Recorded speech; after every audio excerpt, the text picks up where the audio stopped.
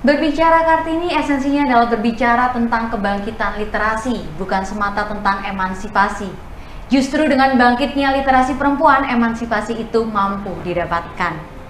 Wanita bisa setara dengan laki-laki dalam konteks pengembangan diri, dan syukurnya bisa dinikmati lintas generasi hingga saat ini. Kartini lekat dengan pembahasan perjuangan kaum perempuan dalam memperoleh kebebasan, persamaan di depan hukum serta pendidikan yang layak.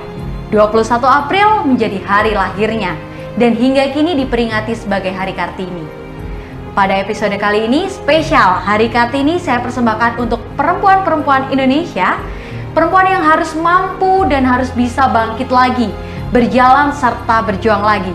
Saya Salma Kirana dalam episode 4 Sri Kandi Sekuritas.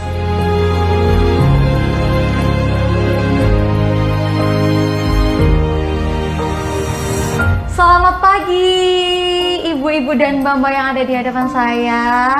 Selamat pagi Mbak Selma. Baik, siapa saja sih kira-kira 4 Sri Kandi Sekuritas yang hadir bersama saya di sini? Yang pertama ada Ibu Edith Febriana Wisnuwardani dari Branch Manager BNI Sekuritas. Ibu boleh disapa untuk rekan-rekan Radar Malang TV. Halo, saya Edith dari BNI Sekuritas.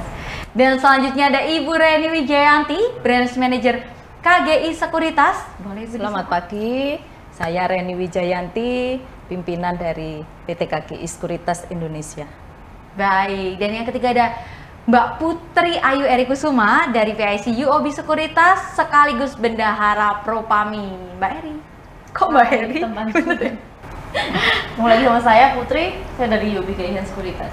Oke, dan yang terakhir ada Mbak Putri Kemala Arda Chandra, PIC dari Mirai Aset Sekuritas. Halo Sobat Cuan, saya Putri Kemala dari Mirai Aset Sekuritas Indonesia. Wah, boleh beri tepuk tangannya dulu biar semangat.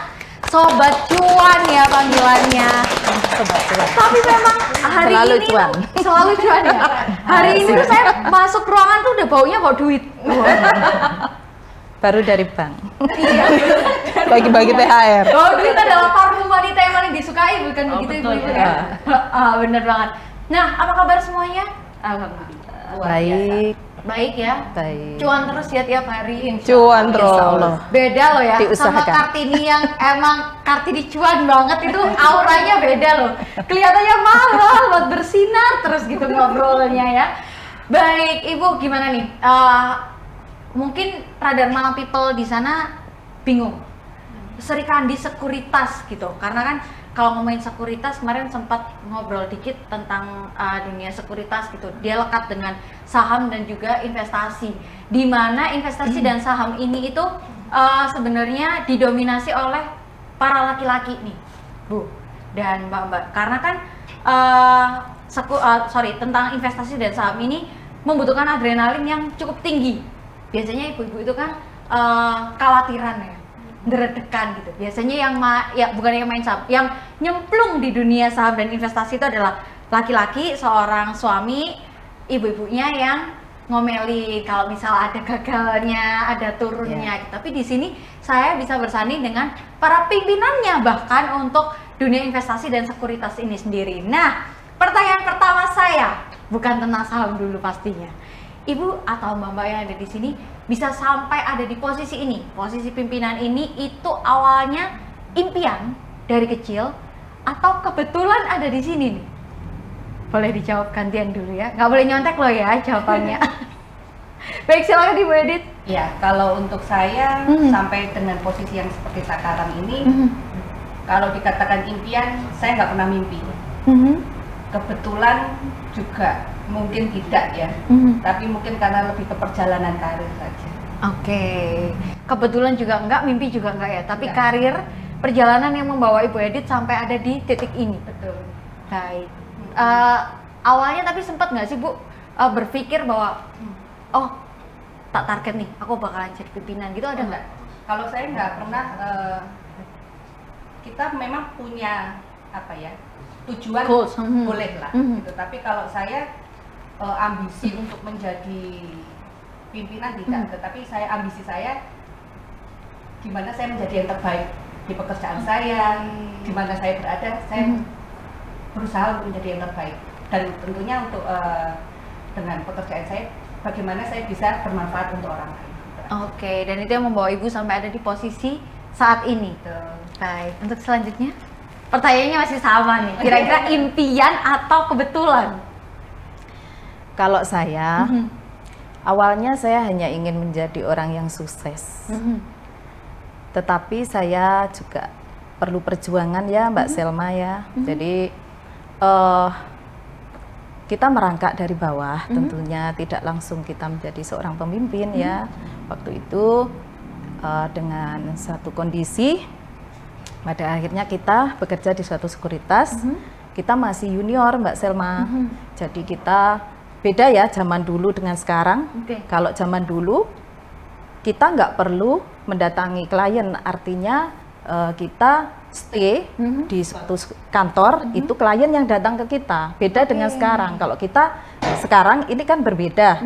Jadi harus banyak promotion, kita mungkin bahkan kita menelpon atau menjemput bola seperti itu. Nah, dalam perjalanan dari junior menjadi seorang senior, senior yang pada akhirnya kita dipercaya oleh beberapa sekuritas untuk memimpin satu cabang ya, kalau misalkan itu kita ditempatkan di cabang seperti itu.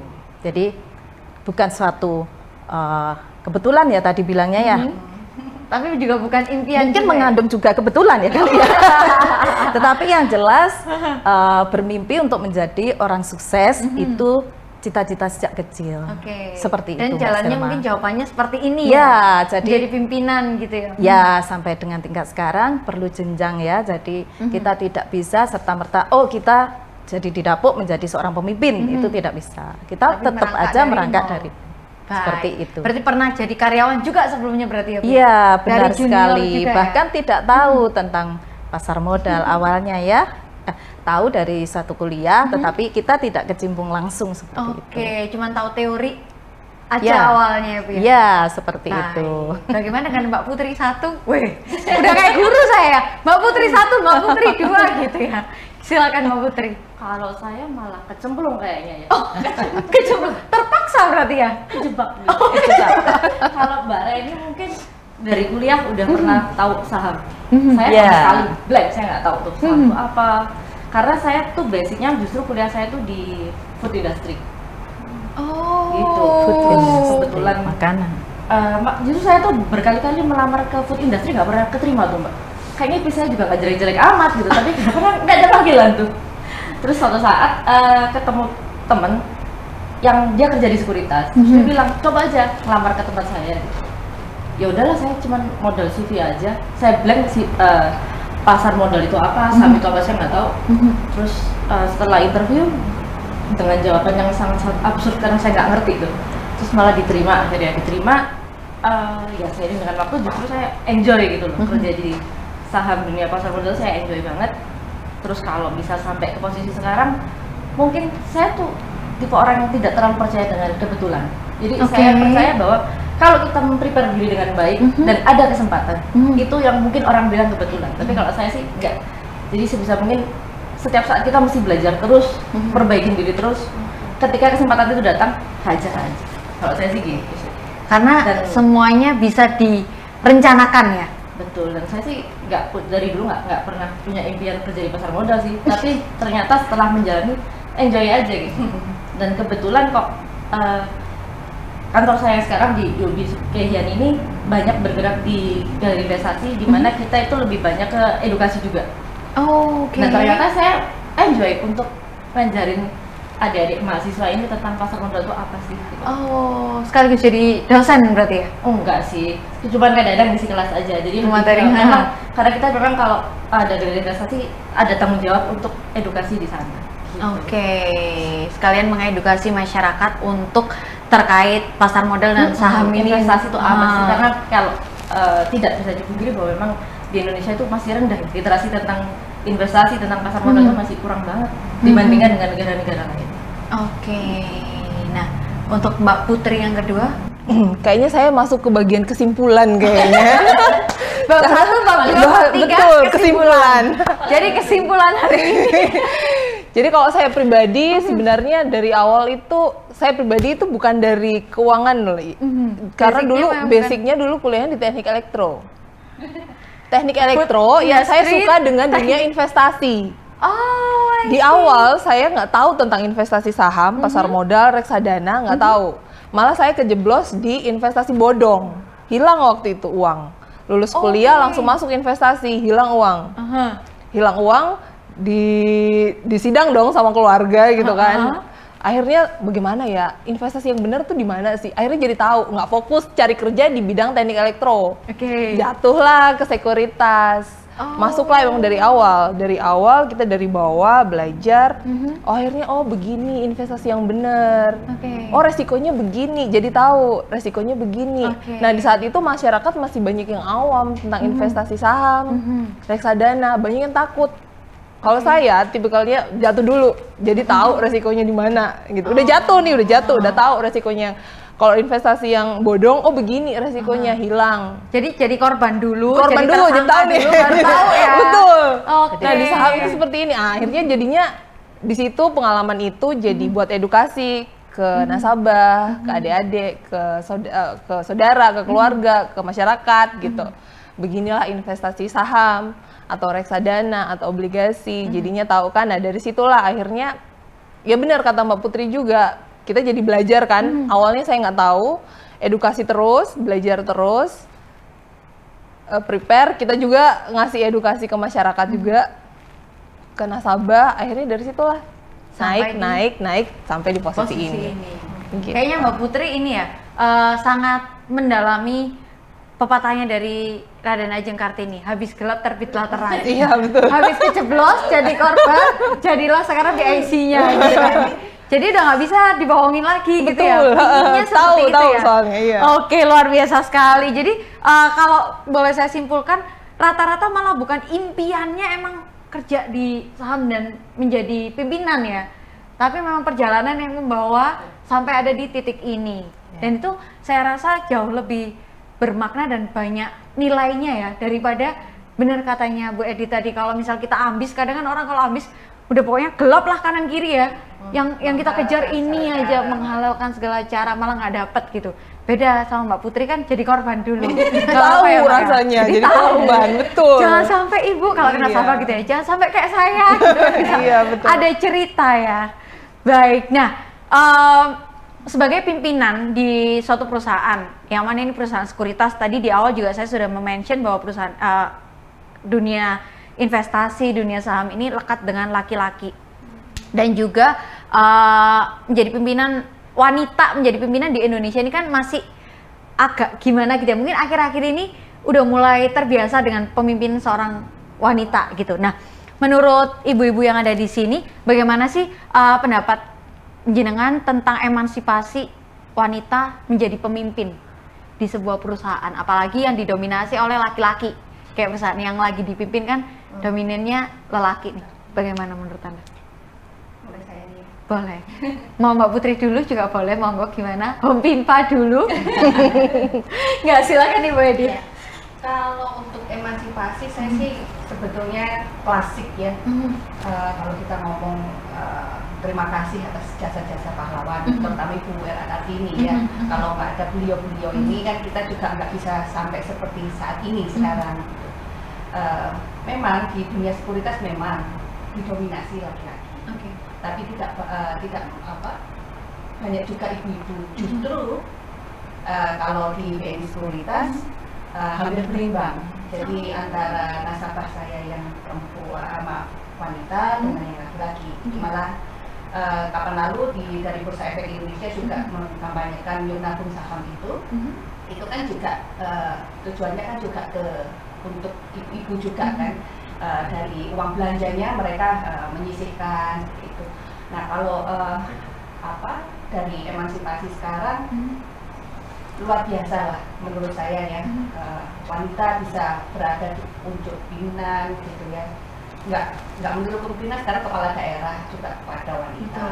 Kemudian pimpinan kantor ya ini juga banyak yang wanita. Kemudian ya banyak profesi lah seperti itu. Kalau ya kita, pengalaman saya juga apa ya Mbak ya, meskipun kita didominasi laki-laki juga tidak menutup kemungkinan kita juga masih dianggap miring kadang gitu. gitu. Oke.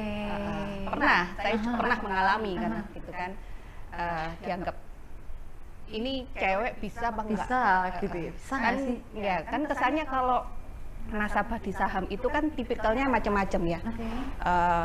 Ada yang ya A sampai Z lah gitu kan, dan ada yang aneh juga gitu.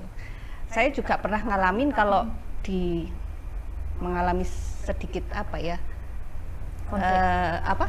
pelecehan seperti itu pernah juga gitu. Tapi bagaimana kita menanggapinya kan gitu. Nah kalau saya sih melihatnya maju terus aja gitu. Maju terus pantang mundur, karena kita prinsip saya kerja, saya harus jujur, saya nggak mau aneh-aneh gitu. Ya udah, itu aja yang saya pegang. Jadi meskipun kamu mau apa terserah, saya hanya sharing ilmu aja gitu. Kerja kita apa ya, Yang penting berprinsip. betul. Harus jujur. Menurut Mbak Edith sendiri, berprinsip harus jujur, dan juga yang kedua tadi harus jujur dan Ya mau maju terus aja, pantang maju mundur. terus, positif lah ya. Positive thinking. Pokoknya kita mau kerja, ya udah. Iya. Urusan lain-lain nanti dulu gitu. Ya. Betul. Dan kalau staf saya juga ada yang laki-laki, saya nggak canggung gitu, karena saya menganggap mereka kita keluarga gitu. Karena seperti kalau di kantor pusat mungkin banyak ya, cuman kalau di cabang ini rata-rata paling banyak 6-5 orang gitu ya. Jadi saya hanya menerapkan kepada tim saya bahwa kita di sini keluarga. Waktu kita dari pagi sampai sore ya cuman kita aja gitu. Jadi kita ini keluarga, jadi aja gitu. Jadi kita bawanya seperti apa ya, kayak kita keluarga aja gitu. Ya lebih ke itu. Ya ada yang lebih tua dari saya di kantor, bapak-bapak. Ada 2. Itu kan ya santai aja gitu. Maksudnya kita bawa sesuai alur aja lah. Jadi saya menerapkannya kalau ini sesuai peraturan aja, sesuai rule aja gitu. Selama itu bisa dibicarakan, ya ayo gitu. Kalau dia ada ide, ada ini, saya nggak menutup-nutup bahwa saya pimpinan, kamu ini enggak. Cuman Bisa sharing. Jadi nggak canggung, nggak ada. Jadi dekat ya Bu dengan karyawan tuh dekat ya. Betul. Jadi kita rasanya kayak keluarga aja. Jadi salah satu sakit ya kita ngerasain sakit. Gitu. Oke. Jadi lebih lebih enak begitu daripada saya di sini pimpinan, kamu anak buah. Enggak. Saya nggak mau kayak gitu. Itu kadang positifnya kalau punya pimpinan wanita itu kadang masih pakai lebih hati humble, gitu ya, lebih luwes lah. Lebih luas gitu. Kita memuji diri sendiri nih, kita Nggak luwes. apa-apa. Karena harinya wanita bebas kita hari ini ya. Iya. Baik. Tapi nyatanya di mana-mana kalau cewek kan lebih perempuan ya, lebih keibuannya dapet, dia lebih tough juga gitu. Lah sifat kalau cowok itu maskulinnya juga bisa gitu menjadi loh. maskulin. Tapi kalau maaf ini tidak mengenderkan laki-laki ya. Kalau laki-laki kan jarang yang bisa multitasking, merangkul, menjadi ibu gitu ya. Betul. Kalau perempuan multitasking. Itu hebatnya perempuan Indonesia. Boleh tepuk tangan dulu. Baik, selanjutnya pertanyaannya masih sama. Bagaimana menurut Ibu tentang emansipasi wanita zaman sekarang nih menjadi seorang pimpinan? Pernah nggak ya canggung gitu atau ngerasa aneh memimpin laki-laki, apalagi mungkin yang lebih tua gitu dari kita gitu. Ya, baik Mbak Selma. Jadi kalau untuk saya sebenarnya tidak beda jauh dengan Ibu Edith ya kali ya. Jadi sama, tetapi mungkin yang lebih untuk saya poinnya adalah bahwa kita di zaman sekarang setelah perjuangan dari Ibu Kartini, bahwa kita tidak membedakan gender, baik itu di dalam kalau di rumah tangga mungkin masih kita bedain ya. Betul. Artinya kita sebagai wanita seorang istri di rumah, tetapi kalau di dalam satu pekerjaan, dalam satu perusahaan tidak ada perbedaan gender. Jadi artinya kita menganggap bahwa ini adalah tim, kita tidak melihat bahwa ini laki, ini perempuan. Jadi kita berikan tugas kita kepada ke atas lagi, itu juga kita selesaikan dengan baik. Kita memberikan tugas kepada anak buah, itu artinya atau staf, kemungkinan seperti itu tim kita, itu kita setara, artinya sesuai dengan job description. Jadi tidak memandang gender ya, tetapi sesuai dengan job masing-masing. Itu yang harus dilakukan oleh tim kita, termasuk kita. Seperti itu aja tanggung jawabnya.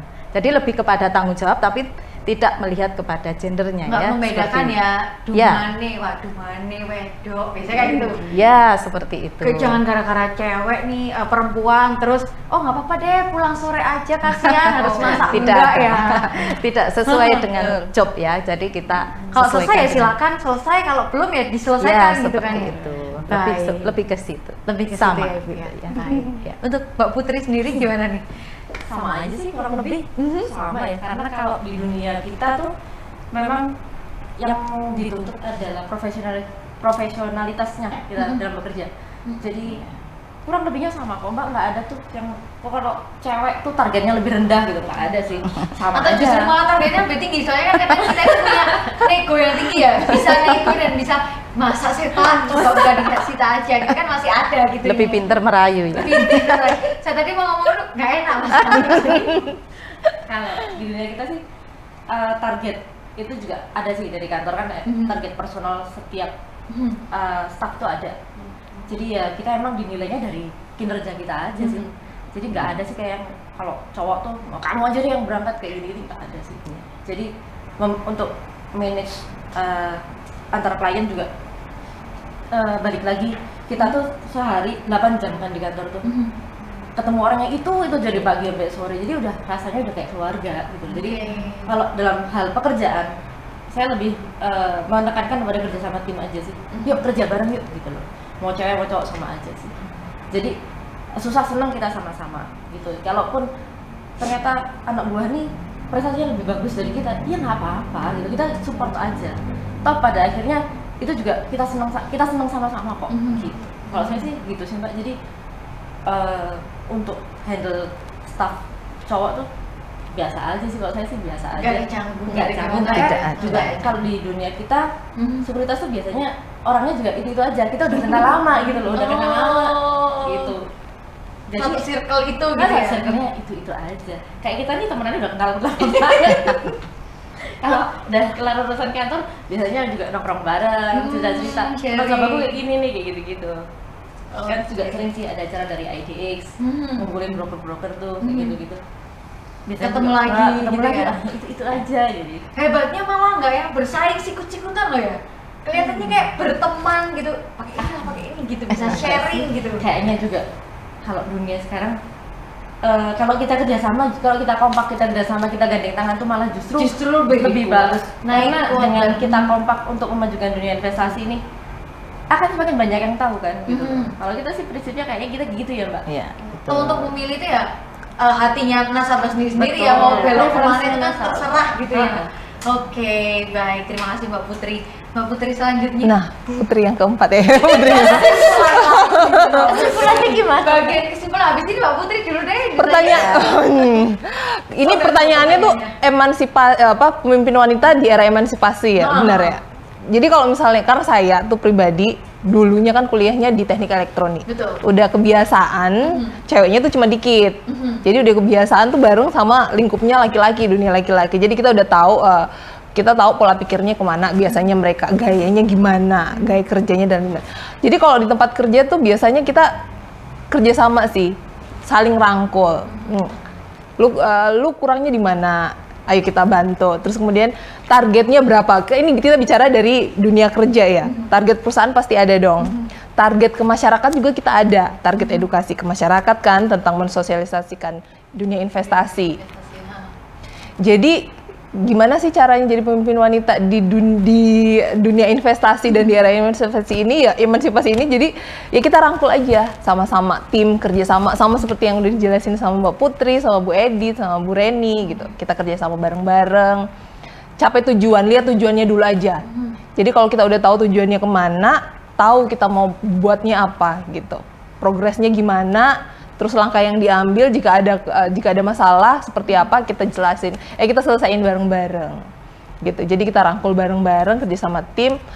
Ya udah sih, jadi kita nggak ada sikut-sikutan, mana yang lebih baik, mana yang enggak. kita saling mendukung aja satu sama lain. Dimana kamu ada susahnya kita dukung, dimana kamu nggak ada taunya kita dukung, kita kasih tahu, kita kasih edukasi gitu.